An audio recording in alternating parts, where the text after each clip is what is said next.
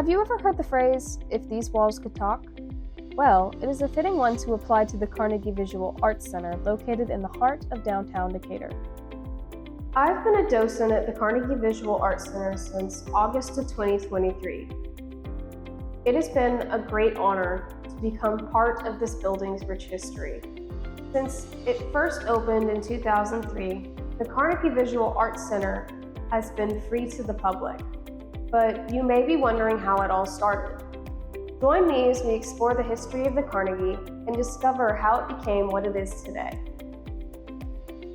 First built in 1904, this building has many stories to tell. Long before it became an art museum, the Carnegie Building served as the Decatur Public Library. It was just one of the thousands of libraries funded by millionaire philanthropist Andrew Carnegie. Despite his future success, Andrew Carnegie came from humble beginnings. He was born in a city in Scotland called Dunfermline.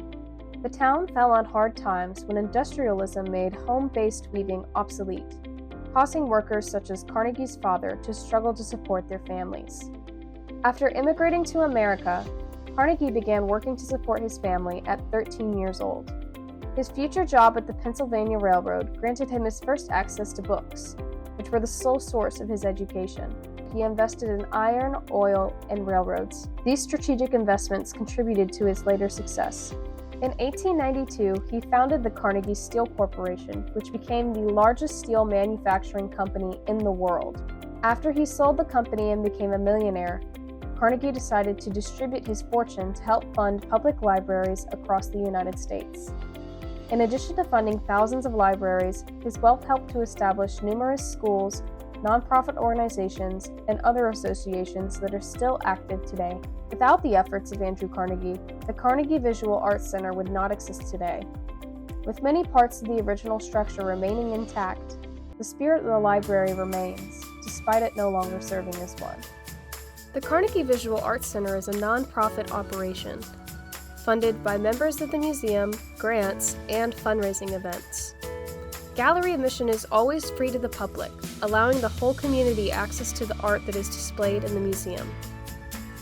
The Arts Center would not be what it is today without the efforts of one crucial individual. Kim Mitchell, the current executive director, has worked at the museum since it first opened to the public in 2003. As the sole executive director, Kim helps the Arts Center apply for grants and is always looking for new opportunities to connect with the community. My name is Kim Mitchell, and I'm the Executive Director at the Carnegie Visual Arts Center.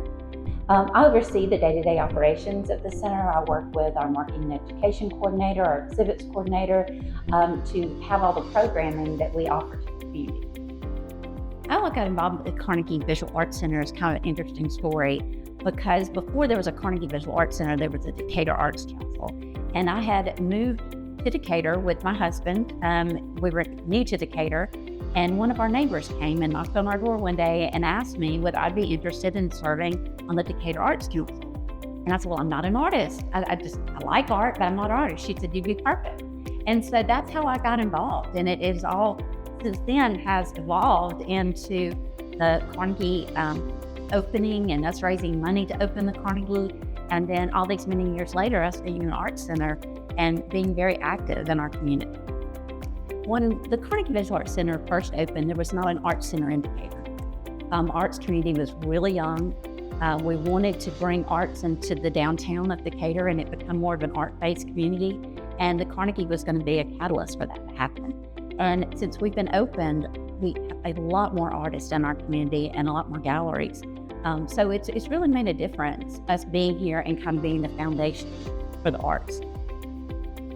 River clay has always been real important to the Carnegie because way back when we had a small arts festival called Art Walk. And it was very difficult for us because we were trying to use it as a fundraiser and it just wasn't working out.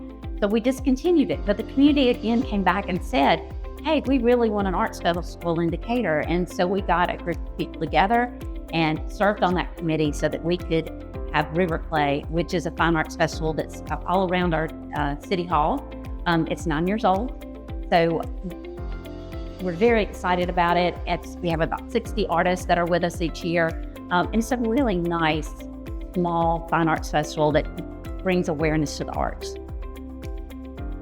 Carnegie Carnival began in 2011. We needed a fundraiser that would be our main fundraiser and something that we could work on all year long. And we wanted something that included arts and music and everything we felt downtown should be about. And that's the reason we decided on the Mardi Gras style parade. It just fit perfectly. It also enabled us to go outside of our four walls and be with all the people in the community and for everyone to be able to enjoy something. And so whether they know about the Carnegie or not, they are going to learn about the Carnegie because we're going to be out there in the streets. Carnegie Carnival is an economically driven fundraiser, and what I mean by that is that many people benefit from it. The downtown businesses benefit from it, other nonprofits benefit from it. So it's just not the Carnegie, it's many other organizations. And that's the reason that we're going into our 14th year, is because it incorporates the entire community. The Carnegie, I hope, is always a place that you feel welcome, that it's a casual atmosphere that anyone could walk into, whether you've been to an art museum or not, and feel comfortable. That is really important to me. This whole process has been very personal for me. It's like my third child, because we started from the ground up, from an abandoned building, and then have built it into what it is today. So it remains exciting and it remains vibrant, and so we're just really thankful for what the Carnegie has represented in our community. Some people who benefit directly from the Carnegie Visual Arts Center include artists themselves. Some of the artists the museum showcases in the gallery are local, and others are traveling exhibitions. With each new exhibit, the Carnegie strives to bring more cultural diversity to Decatur. Aside from showcasing artists' work in their gallery, the building is used by the surrounding community for many other purposes. It is used to host art classes, yoga, and a kids' summer camp, to name a few. The Carnegie is also involved in several community events. They hold an annual fundraising event called Carnegie Carnival that brings the community together to celebrate Mardi Gras and help raise funds so that the museum can continue to keep art accessible to everyone. The Carnival fundraising season spans from October until the Saturday before Fat Tuesday, when the nightly parade is held. Organizations all throughout the Decatur area band together to create parade floats to entertain the whole community. At the end of the fundraising season, whoever raises the most profits for the museum gets crowned and solidifies their place as Carnival royalty. The story of the Carnegie Visual Arts Center, from its origin as the Decatur Public Library to the special place it is for artists today, has been a long journey, filled with many twists and turns. However, one thing is for certain. The Arts Center now plays an invaluable role in the community, not just for artists, but for everyone. If you ever happen to find yourself in the area, make sure to come check out the Carnegie Visual Arts Center and discover for yourself why it holds a special place in so many people's hearts.